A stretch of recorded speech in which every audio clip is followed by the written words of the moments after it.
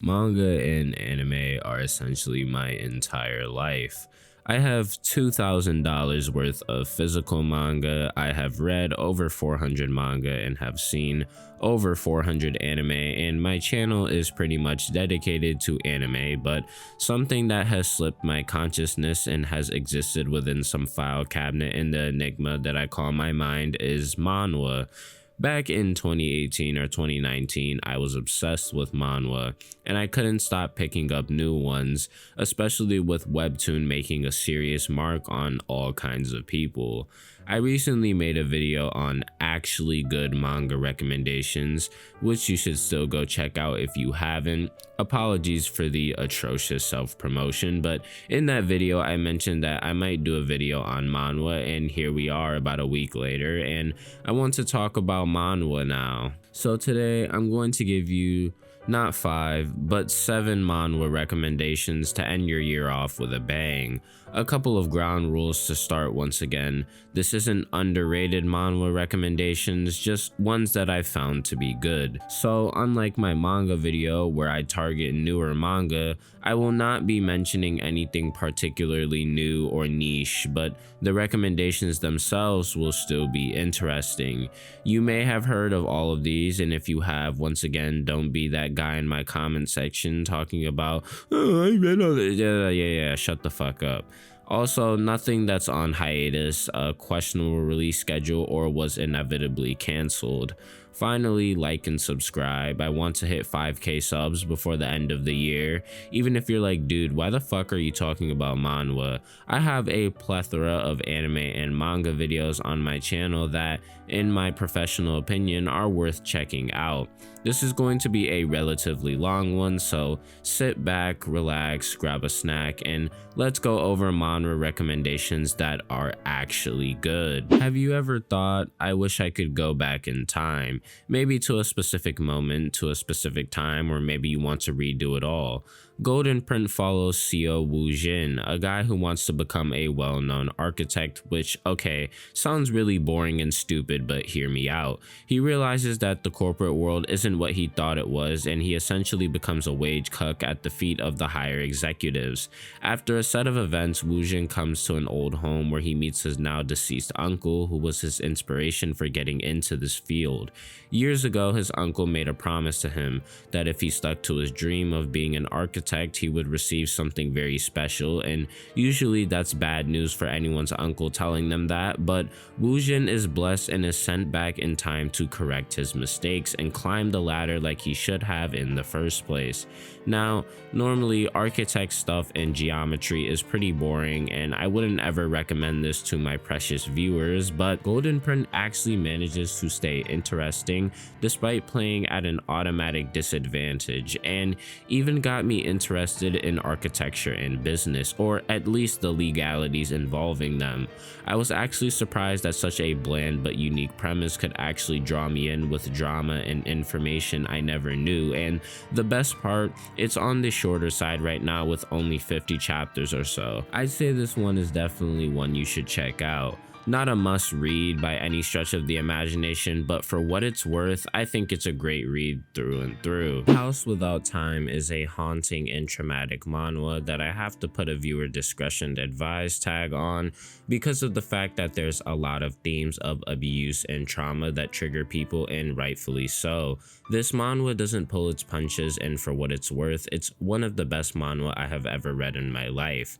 The premise is simple. A woman and a little girl by the name of Lieb are slaves to your typical scumbag, and after one night goes south, she escapes the house and ends up finding a man who has seemingly opened the door to a new dimension, and after some trial and error, she is saved by him and ends up befriending him and accompanying him. But as with any great story, it becomes much deeper than this, and what starts off as a regular sad story about abuse turns into a bizarre and eccentric story that involves magic, supernatural abilities, and much more.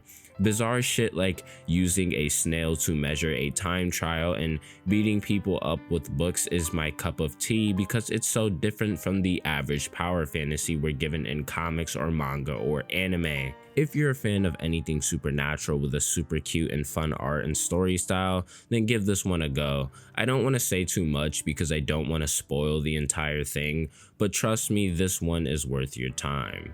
Monsters, monsters, monsters, monsters. Ah, yes. I'm a huge fan of shonen anything, so it won't come as a surprise that Beastburn comes heavily recommended. As a manhwa that completely emulates this style almost down to the bone, at least when it comes to Jujutsu Kaisen, add a twisted and absolutely horrifying art style to this, and you've got a classic in the making that could be something very special. Beastburn follows Cha Hyun Sung, a boy living a life of shame, at least practically speaking. Bad job, abused by his family, horrible school attendance, the kid is a mess, and unfortunately all Asian authors have an obsession with putting 100 nails in the coffin, and one fateful night he literally gets eaten and ripped to shreds by a bunch of beasts, which gets pretty fucking graphic in the story. The catch? Well, our boy Hyun Sung can actually transform into a beast himself, which is pretty fucking awesome, just like the story of Beastburn itself. I mean, I'm a red hot-blooded male. I thrive off of stories like this where I get to see people's limbs get ripped off and shit, and with only 71 chapters, this one is pretty much a must-read for any fan of grimier shonen or even seinen, honestly, because like I said, Beastburn gets pretty fucking gruesome, and who doesn't love gruesome stuff? Let's switch gears here a bit. Drug-eating genius mage is exactly how it sounds. We're back to the classic isekai format here, where our guy gets sucked into a virtual world, at least seemingly,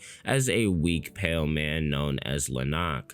The catch? Well, the main character specifically made himself weak on purpose, and in exchange he got serious amounts of potential in mana and magical capability. So, as the title says, he has to take drugs to keep himself healthy and to level up. On the surface, this is once again a very simple and overdone trope, but honestly, drug-eating genius is ironically genius. None of that hero or moral stuff. This is a guy doing criminal activities to get by, which is a breath of fresh air for this format. He isn't afraid to assault, manipulate, lie to, or even kill people if they're in the way of him becoming stronger, and with only 48 chapters out right now, I couldn't recommend this one more. And if that didn't convince you, well, there's a fake Deadpool. No, seriously, doesn't this guy look a lot like Deadpool coincidentally? The authors of this manhwa are guaranteed getting a fucking 300-page lawsuit from Marvel at any moment now. Seriously though, drug-eating genius is actually really fucking entertaining and exciting, and once you read one chapter, you won't be able to put this one down because of how different it feels from other manhwa of this format. It's grimy, it's gross, and it even feels wrong to read, but it's exciting, and who doesn't love drugs? I know I do. Read this one if you love action and crime. Do you want money? Do you like money? Well, what if I told you that you could play a game right now to earn hundreds of thousands of dollars? You'd probably say yes, right? Well, not in Money Game, which follows our nameless protagonist in his journey to finally beat the game of capitalism and be free from the shackles of the average person. And when you want to beat such a concept, you become desperate. Well, play stupid games, get stupid rewards. Our MC ends up joining a game of some sorts where the prize is 44.8 billion won. According to the authors, this is about $900,000 USD, which sounds great until you realize that one of the rules of this game is that the reward itself is split amongst 8 individuals equally. So with that in mind, each person will only earn about $112,500 USD. But once again, I didn't pass math class, so whatever. That isn't the end, because these same participants have to pay for their own food and water in their designated rooms that they are to stay in during nighttime, which would be fine, right? Because food isn't that much. Well, No, because food actually costs 1,000 fucking times more than what it does in the real world in this game. I don't ever want to hear anybody complain about the economy again, dude. What the fuck?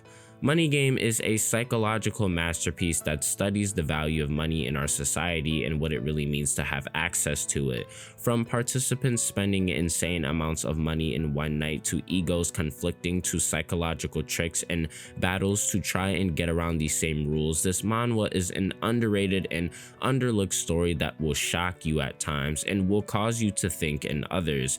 Anyone who has enjoyed death game anime should watch this, not just because the style is similar, but I would argue it's actually far better here. There's no super cringe manipulative MC bullshit here. This is pure gold for this genre of fiction. A fool and his money are soon parted, so what will you make of what you're given for 100 days? I always found these IRL game manhwa interesting, and it really started with Solo Leveling way back when it first started releasing. It took me by storm because outside of shitty fantasy fanfics, there wasn't much like this at this time. The reincarnation of the Forbidden Archmage is pretty fucking fire, and if you were a fan of Solo Leveling like me back in the day when I was pissing my diapers, then this one is pretty epic. The premise is completely different, of course. It's still the same vibe nonetheless. The story follows Seiki, a reincarnated mage who enters the world of this story as a beginner adventurer, adventurers being the superhumans of this world. People with skills are a minority group of individuals that are born with special abilities similar to your typical shonen anime like My Hero Academia, and based on the leveling of these skills, these people are placed in groups ranging from F to S class. In typical fashion, and as I said earlier, Seiki is an F-class adventurer, but the catch is that he's able to use skills and powers from his past life, which creates an interesting and fun story with great action and art that these manhwa typically always have. This one is on the longer side, but if you're into isekai or solo leveling and you love those fantasy grind from zero stories, then give this one a try. I don't think you'll be too disappointed. Ah yes, the country of America runs on three things: drugs, sex, and of course, arguably the most important one, coffee. Even if you're not American though, you most likely love coffee, and if you do, then Duchess's Lo-Fi Coffee House is the manhwa for you. This cute and super chill manhwa follows Loana, another abused and horribly treated girl that ends up marrying into a richer and, for that matter, better life. What's the twist here? Well, coffee is viewed as a weird evil drug that makes you attack people or whatnot, and it's up to Loana herself to fix this and to give coffee a new meaning, at least to these people. It's a pretty strange premise, but honestly, I have had a pleasant time reading this one as it's cute and wholesome and never really becomes uninteresting. It manages to draw you in similarly to another manhwa I recommended today. And did I mention that this manhwa is cute? Probably 7 fucking times knowing me, but give this one a read as it's only 77 chapters, which sounds steep, but in reality it isn't, because the way the story is told, it feels as if you're not actually reading that much. And as a fan of stories like Yokohama Kaidaishi Kiko and Kotomopa Drive and Yuru Camp, this is a very solid read. That is going to do it for this one. I am no manhwa expert, so I thought, hey, instead of 5 recommendations, let's do 7. If this video does well, then a part 2 will definitely come since I love manhwa, maybe just as much as manga. Please check out my manga version of this where I recommend some ongoing manga, as well as my other videos, of course, because they're super fucking good, duh. If I see some progress with the manga video, you know, I do want that little 1K views, I will definitely make a part 2 on completed manga. And like I said, for the manhwa, if this video does extremely well, you can expect a part 2 and an entire series, but keep that with a grain of salt because I never hold promises to anyone, which is why women hate me. Please do not forget to subscribe to the channel and hit the like button with a motherfucking Hadouken. And it's Mobby, the guy who does anime, manga, and manhwa reviews, recommendations, rants, retrospectives, and more. And I'm out, y'all. Peace.